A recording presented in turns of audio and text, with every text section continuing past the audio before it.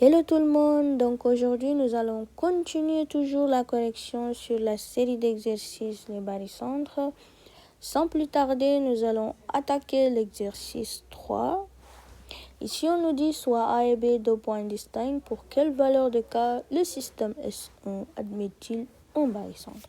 Sans plus tarder, nous allons ouvrir l'application GoodNotes qui va nous permettre d'écrire. Donc ça, c'est la correction de l'exercice de précédemment. Nous allons zoomer ici, agrandir la fenêtre. N'hésitez pas à capturer l'exercice, mettre en pause la vidéo, essayez avant de regarder la correction. Let's go. On met ici exercice 3. Et on souligne. Déterminons les valeurs de K pour que le système S1 admet un barycentre. Donc on va attaquer directement S1. C'est le barycentre de A affecté à moins K, B affecté à 1. Ok. Pour que le système S1 admet un barycentre, il faut que la somme des coefficients soit différente de 0. Donc ici, on aura moins K plus 1 différent de 0. On peut même ajouter ici S1 existe si et seulement si nous avons ceci. Bien. On aura moins K différent de moins 1. On transpose le plus 1, ça donne moins 1.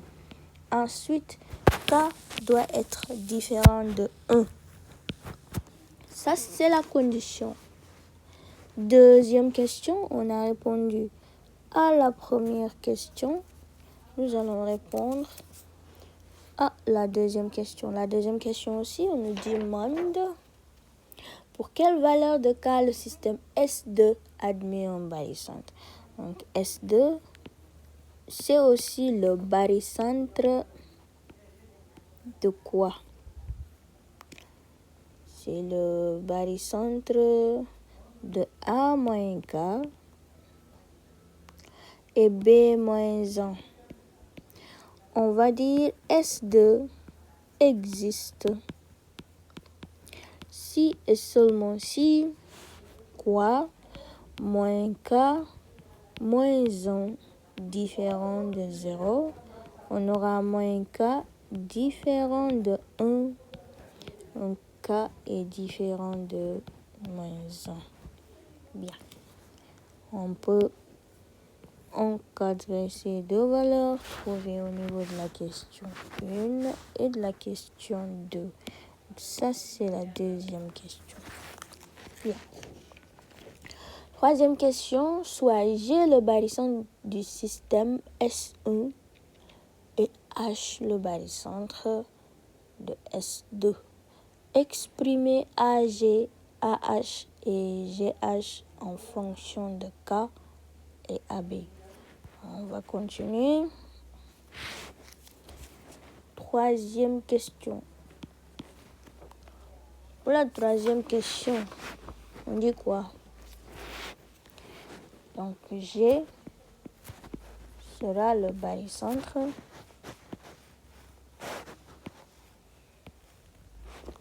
des points. On a dit S1. Pour S1, nous avons A moins K et B1.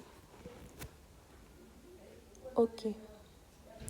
Exprimons AG en fonction de K et AB. Exprimons AG en fonction de K, du réel K et du vecteur AB. Donc, pour que le barycentre existe, on a dit que le K il doit être différent de 1. oui, K différent de 1. Ceci va nous permettre d'écrire la relation AG. Ce sera égal à bêta. Bêta ici, c'est 1. On aura 1 sur moins K plus 1 AB vecteur.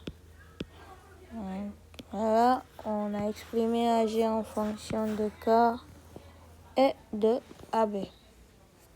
Bien, on va exprimer maintenant AH en fonction de K et AB. Qu'est-ce qu'on sait sur le H? H,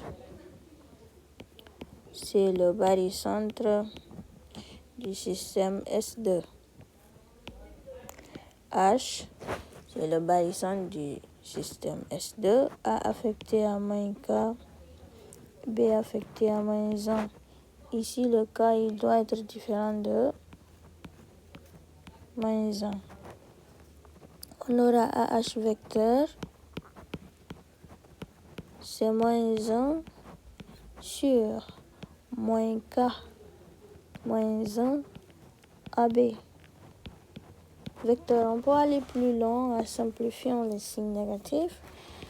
Donc ça, c'est moins 1 sur moins facteur de K plus 1 AB. On simplifie les signes moins.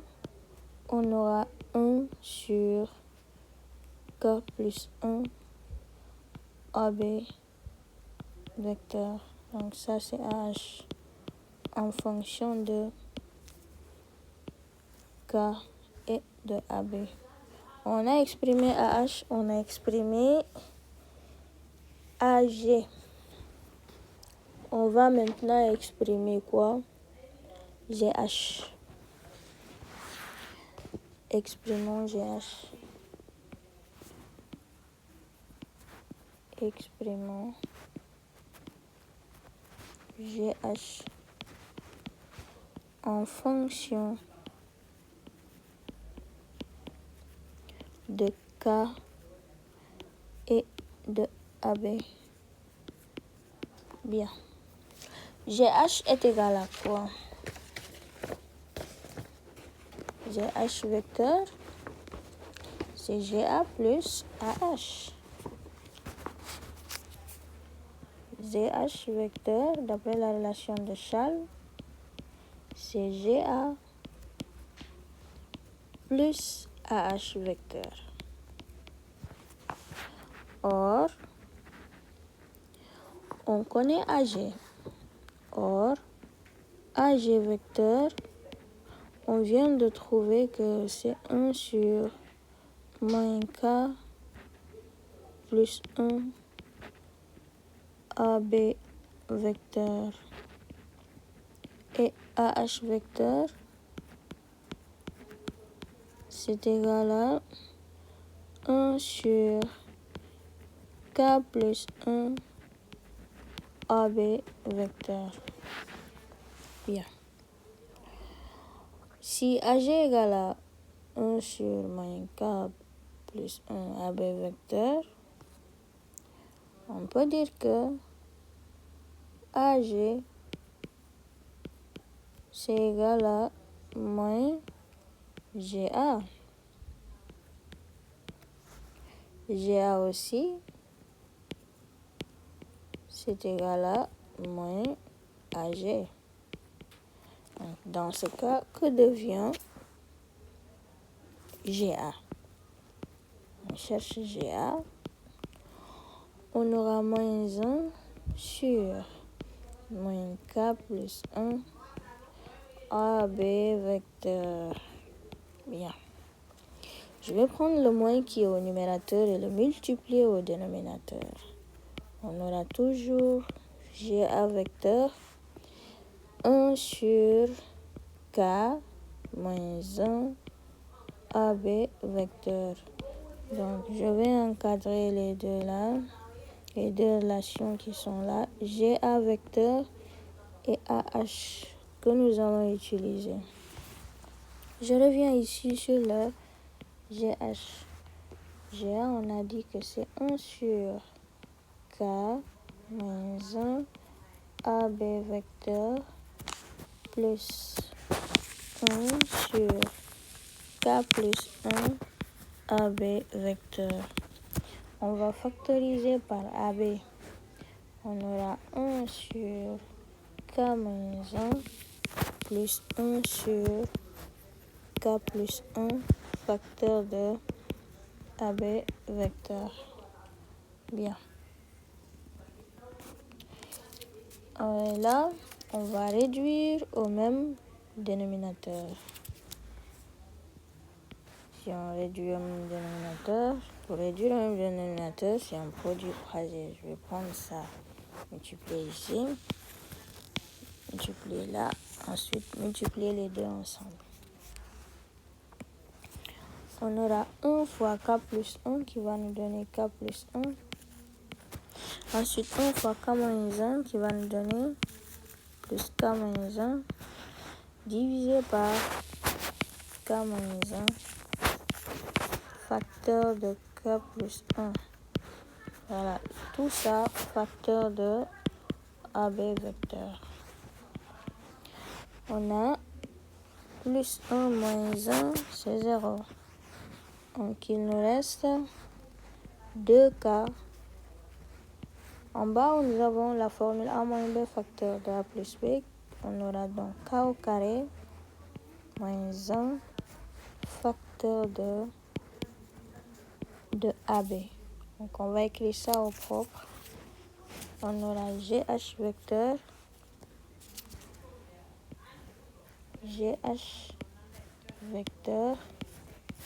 égale 2K sur K au carré moins 1 AB vecteur. Voilà, donc on a répondu à cette question. Ça, c'est la relation de GH. On passe aux questions suivantes. Déterminer le réel K de manière que... Déterminons la quatrième question. Déterminons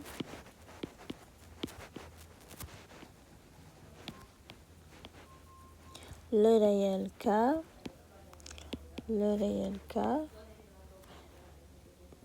tel que nous avons GH vecteur est égal à AB vecteur. Bien.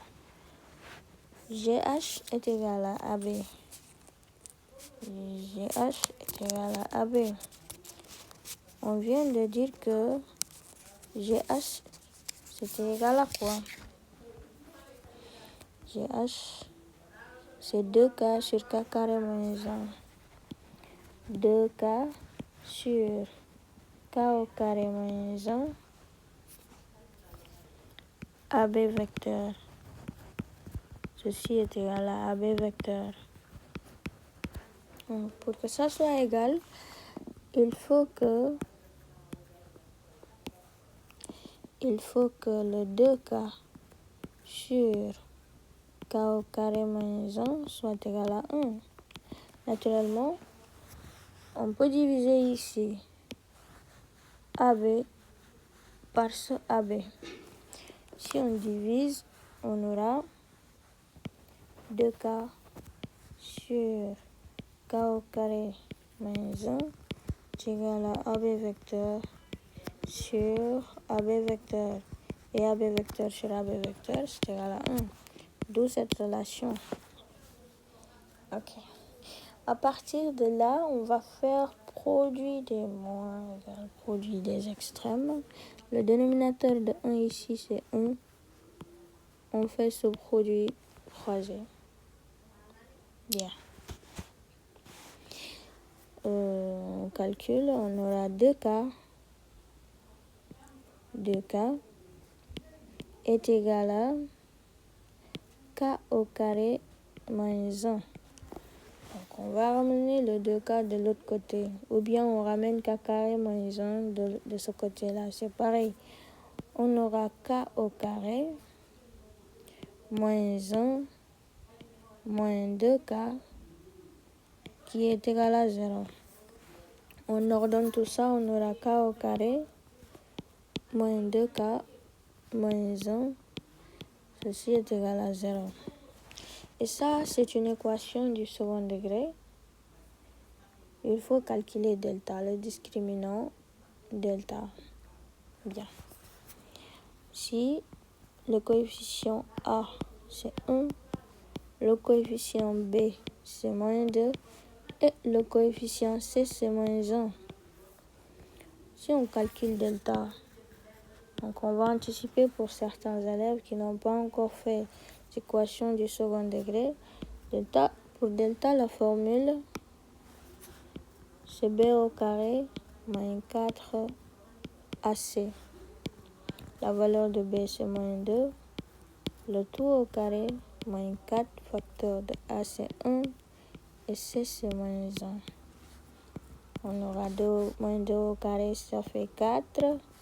Moins fois moins plus 4, qui nous donne 8. 8 est une valeur positive. Racine de 8, c'est égal à racine de 2 au carré fois 2, qui est égal à 2 racine de 2. On cherche K1 et K2. K1 moins B moins racine de delta sur 2A. Passe à l'application numérique. Moins B. B, c'était moins 2. Donc, c'est moins facteur de moins 2 moins racine de delta moins 2 racine de 2 sur 2A. A, c'est 1. 2 fois 1. Ok. Ceci va nous donner 2 moins 2 racine de 2 sur 2. C'est aussi égal à 2 facteurs. Au numérateur, on factorise par 2.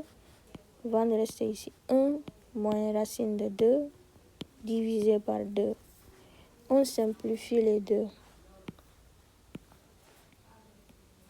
Donc, il va nous rester 1 moins racine de 2. Ça, c'est pour K1. Donc, voici l'une des valeurs.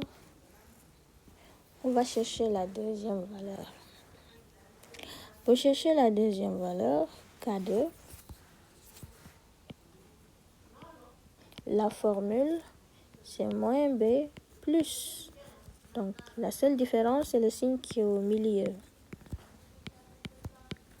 On aura moins facteur de moins 2 plus 2 racine de 2 sur 2 fois 1. En calculant, on aura 2 plus 2 racine de 2 sur 2. En simplifiant, là aussi, on retrouve 1 plus racine de 2. Donc, voici les deux valeurs de K qu'on nous a demandé. Voici K2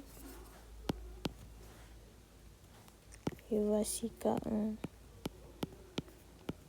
1 moins racine de 2. Ok. Ce qu'on a demandé. Ensuite, norme de GH est égale à norme de AB. Norme de GH est égale à norme de AB. Norme de GH est égale à norme de AB.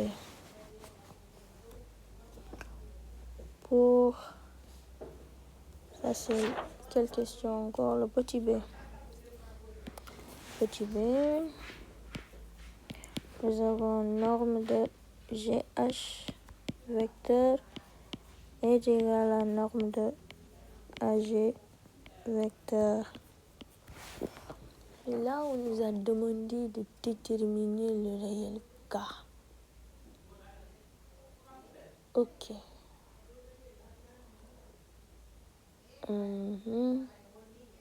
Donc, norme de GH, c'est égal à norme de AB. On a la norme de quoi? On remplace GH, on avait trouvé quoi? AB vecteur. Ici, c'est pas AB. Ici, c'est pas AG, mais c'est plutôt AB. Ici. Voilà. C'est égal à la norme de AB vecteur. Ok, donc c'est 2K sur K au carré moins 1. Ok. Là, il faut que le réel sort en valeur absolue. Il faut que 2K sur K carré moins 1, norme de AB, soit égal à norme de AB. Et dans ce cas, si on simplifie les normes, on aura valeur absolue de 2K sur K au carré moins 1 sera égal à 1. Et ça, c'est une équation avec valeur absolue. On aura 2K sur K au carré moins 1 égale à 1. Ou bien 2K sur K au carré moins 1 égale à moins 1. Donc là aussi, il faut procéder par produit des moins égal produit des extrêmes. Calculer le discriminant delta, chercher K1 et K2 si le delta il est positif. Si le delta il est nul, vous cherchez K0. Si le delta que vous obtenez il est négatif, vous dites qu'il n'existe pas de réel K pour que norme de GH soit égale à norme de AB. Donc là, je vais vous laisser continuer pour cette question-là.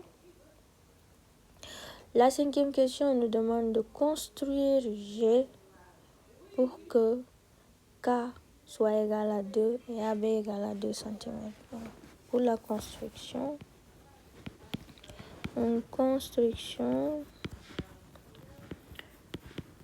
pour la construction G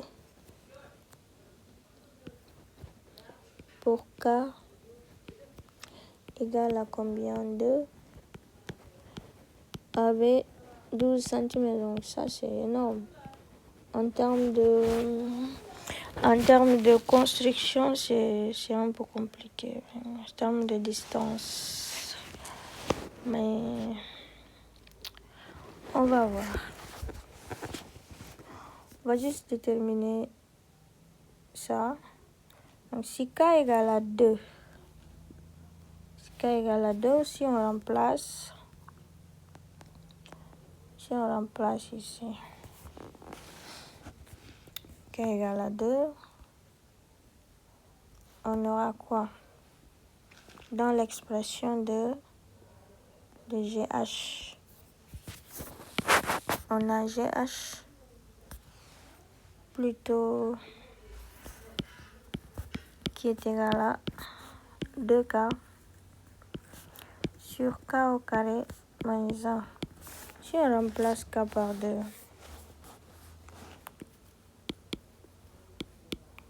on aura quoi? Ce sera 2 facteur de 2, 2 au carré moins 1 sera égal à 4 sur 4 moins 1 est égal à 4 tiers de quoi?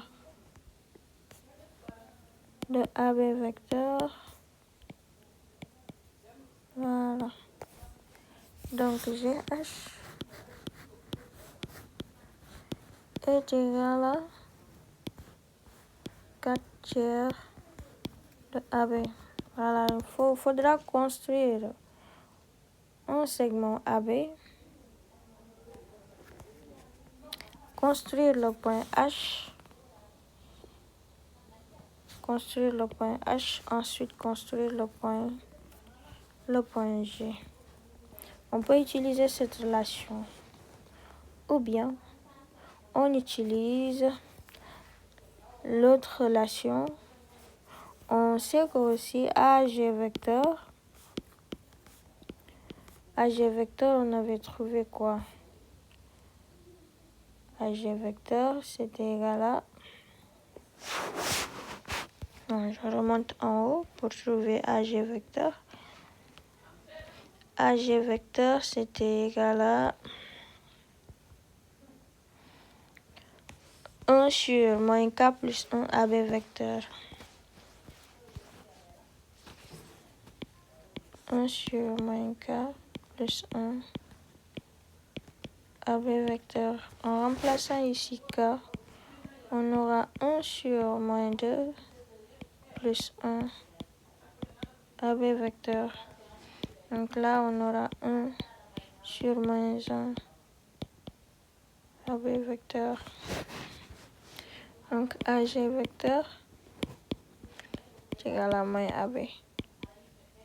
On peut utiliser cette relation et d'ailleurs c'est la plus facile. On peut utiliser cette relation. Donc, merci d'avoir suivi cet exercice. À la prochaine vidéo, on va corriger l'exercice 4.